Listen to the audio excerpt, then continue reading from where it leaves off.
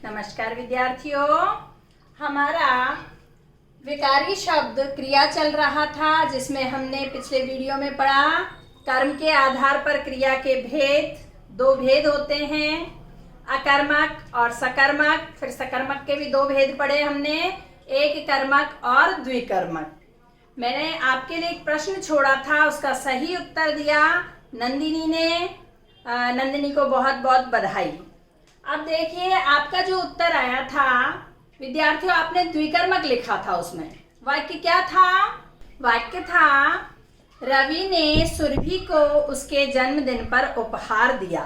तो आपने उसमें एक कर्म ढूंढ लिया सुरभि को और दूसरा कर्म उसमें उपहार ढूंढ लिया और आपका उत्तर ज्यादातर जो विद्यार्थियों का उत्तर आया द्विकर्मक आया, वो गलत होगा। क्यों होगा इसका कारण आप नोट कर लीजिए, बिल्कुल ध्यान में रख लीजिए, नोट करके रख लीजिए। आगे जब भी कभी आपको कर्म के आधार पर क्रिया भेद पढ़ना पड़े, कभी एग्जाम में लिखना पड़े, तो आप कभी गलती नहीं करेंगे। देखिए, दान, उपहार, पुरस्कार, ये ऐसी चीजें हैं जो देकर वापस नहीं ली जाती। और ये कह लीजिए हिंदी ग्रामर का ये अपवाद मान लीजिए या जो भी है, लेकिन इसमें ये चीजें जब होती हैं तो उनको कर्म में काउंट नहीं करते हैं, उनको कर्म में नहीं गिनते हैं। और वही इसमें अप्लाई हुआ। जो प्रश्न था हमारा उसमें उपहार का जिक्र था। जैसे रवि ने सुरभि को उपहार दिया, इसकी जगह कोई और चीज होती तो वो कर्म में काउंट होती, लेकिन यहाँ उपहार था इसलिए उसको कर्म में काउंट नहीं किया गया। तो इसका उत्तर क्या होना था? एक कर्मक। ये कर्म में नहीं काउंट हुआ, तो एक कर्मक नंदिनी का उत्तर था और वो सही था। नंदिनी को बहुत बहुत बधाई। आज हम पढ़ेंगे प्रयोग एवं संरचना के आधार पर क्रिया भेद। देखिए, संरचना के आधार पर 5 भेद होते हैं, लेकिन व्याकरण की पुस्तकों में आप देखेंगे तो ज्यादातर में आपको प्रयोग और संरचना के आधार पर एक साथ दिया मिलेगा। तो इसमें देखिए, संरचना के आधार पर 5 भेद हैं, वो मैंने पहले लिखे हैं। पहला देखिए, सामान्य क्रिया, संयुक्त क्रिया, पूर्वकालिक क्रिया, प्रेरणार्थक क्रिया और कृदंत क्रिया। ये तो है संरचना के आधार पर 5 भेद। और इधर जो 3 भेद हैं ये हैं प्रयोग के आधार पर। नाम धातु क्रिया, सहायक क्रिया और सजातीय क्रिया, ये हैं प्रयोग के आधार पर। अब हम एक एक को समझते चलेंगे और पढ़ते चलेंगे। देखिए, पहला है सामान्य क्रिया। सामान्य क्रिया में सबसे पहले देखिए सामान्य क्रिया। सामान्य क्रिया जहां होती है उसमें एक ही कार्य होता है और एक ही क्रियापद होता है। जैसे मोहन ने गाया, गाना गाया। मोहन ने गाना गाया। तो यहाँ गाना तो कर्म है और गाया क्रिया है, यानी ये क्रियापद जो है वो एक है। और मोहन ने गाना गाया, काम जो हुआ वो भी एक हुआ और क्रियापद भी एक है। इसके बाद दूसरा देखिए संयुक्त क्रिया। एक कार्य होगा लेकिन क्रिया एक से ज्यादा होंगी। जैसे मोहन गाना गाता है। दूसरा वाक्य देखिए, मोहन गाना गाता है। इसमें गाता भी क्रियापद है और है भी क्रियापद है, तो एक से अधिक क्रियापद हो गए। काम तो एक ही हो रहा है, गाना गाने का काम एक ही है, लेकिन क्रियापद एक से अधिक हैं। जैसे और वाक्य देखिए, राम मोहन के घर जाता है। यहाँ काम एक ही हुआ है घर जाने का, लेकिन इसमें क्रियापद जाना और होना, 2 क्रियापद हैं इसके अंदर। तो यानी एक कार्य लेकिन क्रियापद एक से अधिक होंगे, उसको हम संयुक्त। देखिए नाम से ही पता चल रहा है, संयुक्त का मतलब होता है जुड़ा हुआ। तो संयुक्त है तो एक से तो ज्यादा है, पता चल रहा है।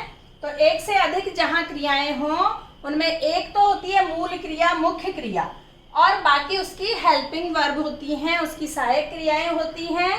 तो मुख्य क्रिया के साथ अन्य क्रियाएं भी होती है, उसे हम क्या कहते हैं? संयुक्त क्रिया कहते हैं। तीसरी है पूर्वकालिक क्रिया। इसमें कार्य दो होते हैं, यानी क्रिया दो होती हैं, जिसमें एक पूर्ण हो जाता है और उसके बाद दूसरा काम शुरू होता है। वो पूर्ण भी हो सकता है और अपूर्ण भी हो सकता है। जैसे अमित खाना खाकर सो गया, तो पहले कौन सी क्रिया आई? खाकर। तो खाकर यानी काम कंप्लीट हो चुका, उसका काम, खाने का जो प्रोसेस है, जो प्रक्रिया है, वो उसकी समाप्त हो चुकी है और खाकर के वो सो गया। सोने वाली भी जो क्रिया थी वो समाप्त हो गई, यानी दोनों ही अपूर्ण आ गई। लेकिन सेकंड वाली, दूसरी वाली पूर्ण हो ये आवश्यक नहीं होता। यानी पहले जो क्रिया आई है उसको कहेंगे पूर्वकालिक। पूर्व यानी पहले और कालिक यानी काल में, यानी समय में, जो पहले समय में ही पूर्ण हो गई। एक क्रिया पहले शुरू हुई और जाहिर सी बात है जब पहले शुरू हुई है तो वो खत्म भी पहले हो जाएगी। उसके बाद दूसरी क्रिया शुरू होती है, वो खत्म भी हो सकती है और वो आगे भी कंटिन्यू अनवरत चलती रह सकती है। समझ में आई पूर्णकालिक क्रिया? इसके बाद चौथी देखिए प्रेरणार्थक क्रिया। प्रेरणार्थक क्रिया जो होती है उसमें दो कर्ता होते हैं। इसमें हमने देखा सामान्य क्रिया में एक कार्य एक ही क्रियापद, संयुक्त क्रिया में एक कार्य और क्रियापद बढ़ गए, एक से अधिक क्रियापद।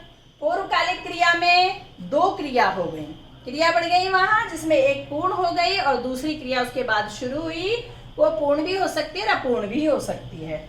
चौथा है प्रेरणार्थक क्रिया। यहाँ कर्ता बढ़ गए, अभी तक कर्ता एक ही था ऊपर वाली क्रियाओं में, लेकिन यहाँ कर्ता दो हो गए, यानी एक तो काम को करने वाला और दूसरा उस काम को करवाने वाला। जैसे माँ बेटी से वीडियो बनवाती है, माँ बेटी से वीडियो बनवाती है। यहाँ वीडियो बनाने का काम किसने किया? बेटी ने। वीडियो किसने बनाया है? बेटी ने। और बनवाने वाली कौन है? माँ है। तो यहाँ कर्ता दो हो गए, एक तो प्रेरणा देने वाला है, यानी ये काम करो, इसकी प्रेरणा दे रहा है, और दूसरा उस काम को कर रहा है। दूसरा उदाहरण देखिए, भूमिका ने नीतू से कार्य करवाया। अब ये कार्य कोई भी हो सकता है, उसका नाम भी दिया जा सकता है यहाँ, लेकिन कर्ता दो हैं इसमें, एक प्रेरणा देने वाला है और दूसरा उस काम को अंजाम देने वाला है। यानी एक काम करता है, दूसरा प्रेरणा देता है, इसलिए इसको प्रेरणार्थक क्रिया कहा है। अब पांचवी क्रिया देखिए, कृदंत क्रिया।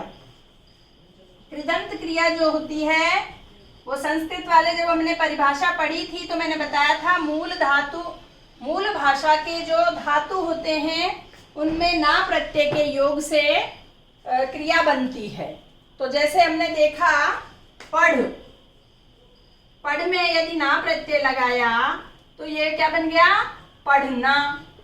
लेकिन यदि इसमें हमने आ प्रत्यय लगा दिया, पढ़ में आ प्रत्यय लगाया तो क्या बना? पढ़ा। तो क्या ये क्रिया नहीं है? ये भी क्रिया है। इसमें पढ़ में यदि मैं लगाती हूँ आती प्रत्यय लगाती हूँ तो ये क्या बना? पढ़ाती। तो क्या ये क्रिया नहीं है? अर्थात ये भी क्रिया है। तो ना प्रत्यय के अतिरिक्त और प्रत्यय लगाकर भी, लेकिन लगेंगे किसमें? धातु में। क्रिया के मूल रूप में ना के अतिरिक्त और प्रत्यय लगाकर भी जो क्रियाएं बनाई जाती हैं उन सबको कहते हैं कृदंत क्रिया। यानी धातु तो है ही, धातु में क्रिया जो बन गई हमारी पढ़ना, इससे हमने बना लिया पढ़ा, पढ़ाती, पढ़ाऊंगा, पढ़ाऊंगी, पढ़ाएगा। कुछ भी उसमें प्रत्यय जोड़ करके क्रिया बनाई जा सकती है, उसको हम क्या बोलते हैं? कृदंत क्रिया। छठा प्रकार नाम धातु क्रिया, जो प्रयोग के आधार पर क्रिया का भेद है। नाम धातु, देखिए नाम से ही पता चल रहा है। नाम में हमने क्या क्या पढ़े थे? संज्ञा। संज्ञा की जगह काम आने वाले सर्वनाम भी नाम होते हैं। और इन दोनों की विशेषता कौन बताता है? विशेषण बताता है। तो ये तीनों ही नाम हो गए। इन नाम धातु क्रिया में क्या होता है? संज्ञा, सर्वनाम या विशेषण में प्रत्यय लगाकर जो क्रिया बनाई जाती है वो नाम धातु क्रिया कहलाती है। संज्ञा, सर्वनाम या विशेषण शब्दों में प्रत्यय लगाकर जो क्रिया बनाई जाती है उसे कौन सी क्रिया कहते हैं? नाम धातु क्रिया कहते हैं। नाम धातु क्रिया कहते हैं। यहां तक समझ में आया? कैसे? देखिए इसके एग्जाम्पल देखिए, उदाहरण देखिए। जैसे है रंग, रंग से क्रिया बनी रंगना या रंगाना। ऐसे ही देखिए लज्जा, लज्जा इससे क्या बनी? लजाना या लजियाना।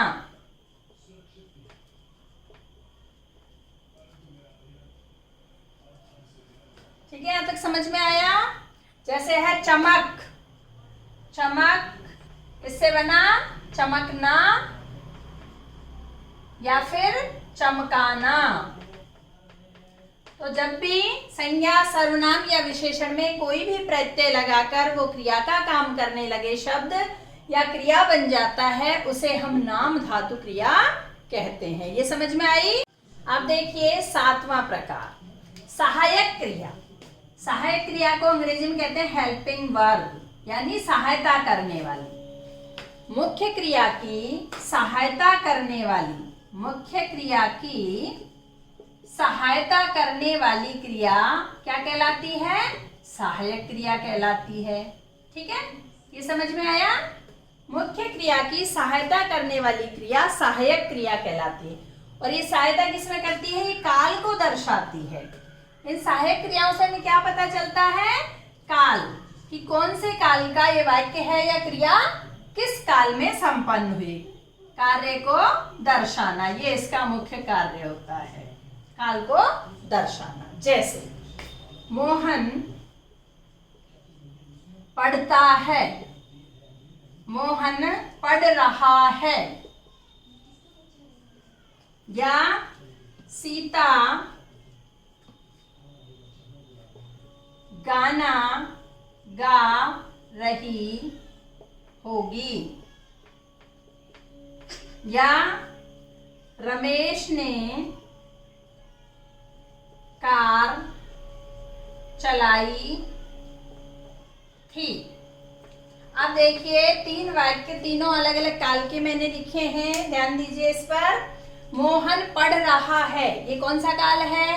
वर्तमान काल है। सीता गाना गा रही होगी, ये फ्यूचर की बात हम कर रहे हैं, भविष्य की बात हम कर रहे हैं। रमेश ने कार चलाई थी, ये कहाँ की बात है? कौन से काल की बात है?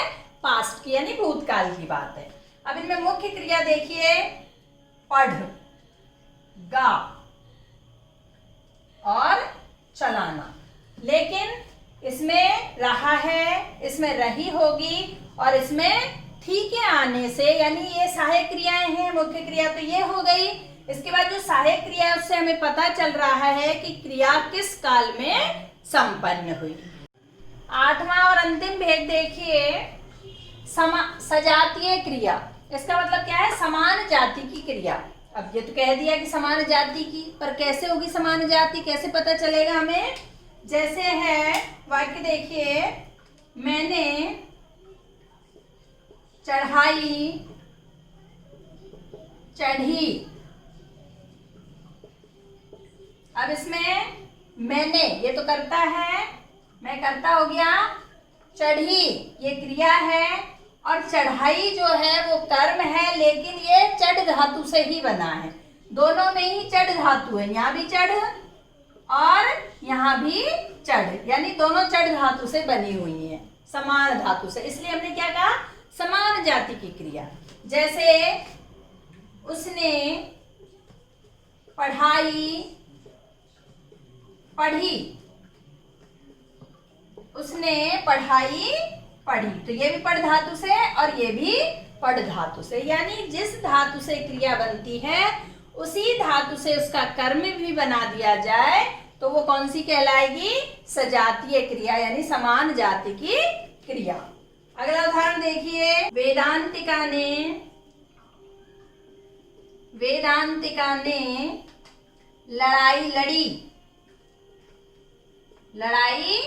लड़ी, ये भी लड़ धातु से बना है, क्रिया भी, और ये कर्म भी लड़ धातु से बना है। क्लियर हुआ यहाँ तक? तीसरा, काल के आधार पर क्रिया के भेद देखेंगे। काल के आधार पर क्रिया के भेद 3 होते हैं, जैसा कि काल भी 3 होते हैं। भूतकाल होता है, तो जब भूतकाल का वाक्य होगा तो उस क्रिया को हम कहेंगे भूतकालिक क्रिया, यानी क्रिया के संपन्न होने का समय भूत में हो चुका, क्रिया पास्ट में संपन्न हो चुकी है, तो उसको हम कहेंगे भूतकालिक क्रिया। क्रिया यदि अभी चल रही है, वर्तमान काल की क्रिया है, तो उसको हम कहेंगे वर्तमान कालिक क्रिया। और क्रिया अभी हुई नहीं है, भविष्य में होने वाली है, तो उसको हम कहेंगे भविष्यकालिक क्रिया। जैसे पहला उदाहरण देखिए, दृष्टि ने पुस्तक पढ़ी। ने का जब प्रयोग आ गया तो मैंने आपको सकर्मक पहचानने के लिए जब बताया था बच्चों, आपको ध्यान होगा, तो उसमें मैंने बताया था कि कर्म है या नहीं है वाक्य में, ये पहचानने के लिए हम उस सेंटेंस को ने का कर्ता के बाद ने का प्रयोग करते हुए पास्ट में परिवर्तित करेंगे, भूतकाल का उस वाक्य को बना लेंगे। यदि वाक्य सही बन गया है ने के प्रयोग के साथ तो समझ लीजिए वो सकर्मक है। तो ये भूतकालिक हो गया, पुस्तक पढ़ी यानी पहले पढ़ ली उसने, तो ये क्या हो गया? भूतकालिक क्रिया हो गई। पढ़ी जो क्रिया है वो भूतकालिक क्रिया है। इसके बाद ने का प्रयोग है, इसलिए इसमें पुस्तक कर्म है, ये सकर्मक भी है। अभी सकर्मक अकर्मक पढ़ नहीं रहे हैं, लेकिन जानकारी के लिए उसको दोहरा रहे हैं। यहाँ ऐसा नहीं है कि भूतकालिक, वर्तमान कालिक और भविष्यकालिक क्रिया में हमें कर्म और अकर्मक और सकर्मक से कोई लेना देना हो, कर्म के आधार पर तो है ही नहीं, लेकिन उसको दोबारा दिमाग में दोहराइए कि जब भी कर्ता के बाद ने का प्रयोग हो, क्रिया पास्ट की हो यानी भूतकाल की हो, तो वो सेंटेंस, वो वाक्य सकर्मक होता है, उसमें कर्म अवश्य होता है। आप तो बस इतना ही देखिए, कर्ता के बाद ने का प्रयोग है, आगे वाक्य भी नहीं पढ़ेंगे तो भी आंख बंद करके लिख दीजिए कि ये सकर्मक है, तो 100% सही होगा। उसके बाद इसमें कर्तृवाच्य होता है, जब कर्ता के बाद ने का प्रयोग होता है तो कर्तृवाच्य होता है इसमें। अब कुछ विद्यार्थी जो छोटे भी होंगे 9th क्लास तक के, वो नहीं पहचान पाएंगे कि वाच्य क्या भला है, कौन सी चीज है। इसका मैं अलग से वीडियो बनाऊंगी। प्रिय विद्यार्थियों, 10th में ये अलग से टॉपिक है व्याकरण का सिलेबस में, वाच्य किसे कहते हैं या वाच्य कितने प्रकार के होते हैं, वाच्य का अलग से टॉपिक है, तो उसका अलग मैं वीडियो बनाऊंगी, उसको ध्यान से देखिएगा। फिलहाल आप इतना समझिए कि जब भी कर्ता के बाद ने का प्रयोग होता है तो उसमें कर्तृवाच्य होता है। 10वीं उससे आगे वाले विद्यार्थी, कॉलेज के विद्यार्थी या फिर प्रतियोगिता परीक्षाएं देने वाले विद्यार्थी देख रहे होंगे तो वो समझ रहे होंगे कि कर्तृवाच्य क्या होता है। लेकिन जब भी कर्ता के बाद ने का प्रयोग होता है उस वाक्य में सदैव ही कर्तृवाच्य होता है। दूसरा वाक्य देखिए, पलक खाना खा रही है। पलक खाना खा रही है। अब आपको समझ में आ रहा है कि वर्तमान में खाने वाली क्रिया चल रही है, घटित हो रही है, तो ये कौन सी क्रिया कहलाएगी? वर्तमान कालिक क्रिया। वर्तमान कालिक क्रिया। और तीसरा वाक्य देखिए, वंशिका कक्षा में प्रथम आएगी। तीसरा सेंटेंस, तीसरा वाक्य देखिए, वंशिका कक्षा में प्रथम आएगी। फ्यूचर की बात हम कर रहे हैं, भविष्य की बात हम कर रहे हैं, तो ये क्रिया कौन सी कहलाएगी? भविष्यकालिक क्रिया। कौन सी क्रिया कहलाएगी? भविष्यकालिक क्रिया। तो प्यारे बच्चों, काल के आधार पर क्रिया भेद आपको समझ में आया होगा। जितने काल हैं उतने ही इसके क्रिया भेद है। भूतकाल, वर्तमान काल और भविष्य काल, 3 काल होते हैं। समय एक जो जा चुका है, एक जो चल रहा है और एक जो आएगा। तो क्रिया भी एक क्रिया जो पास्ट में घटित हो चुकी, दूसरी जो अभी वर्तमान में चल रही है और तीसरी जो भविष्य में घटेगी या भविष्य में जो कार्य जो क्रिया संपन्न होगी उसके लिए आएगा। तो ये थे काल के आधार पर क्रिया के भेद। प्रिय विद्यार्थियों, वीडियो को ध्यानपूर्वक देखिए और आज के 2 प्रश्नों का उत्तर आपको कमेंट बॉक्स में देना है। पहला प्रश्न, पूर्वी खा चुकी है, काल के आधार पर इसका क्रिया भेद बताना है। दूसरा प्रश्न है, स्वरूप पढ़ाई करता है, मुख्य क्रिया इसमें छांटनी है। इसमें काल के आधार पर नहीं पता ना, इसमें मुख्य क्रिया कौन सी है और उसके साथ जो है वो अन्य सहायक क्रियाएं होती हैं। ये आप वीडियो को ध्यान से देखेंगे तो आपको समझ में आएगा। मुख्य क्रिया छांटकर सिर्फ मुख्य क्रिया ही आपको लिखनी है। आज का वीडियो यहीं समाप्त होता है। खुश रहिए, मस्त रहिए, व्यस्त रहिए और वीडियो को लाइक और शेयर कीजिए। आप मेरे चैनल पर नए हैं तो चैनल को सब्सक्राइब कीजिए और बेल आइकन को प्रेस करना ना भूलें, क्योंकि इस तरह के नए नए वीडियोस के नोटिफिकेशन आप तक सबसे पहले पहुंचे। इसके लिए आप बेल आइकन को प्रेस कीजिए। धन्यवाद।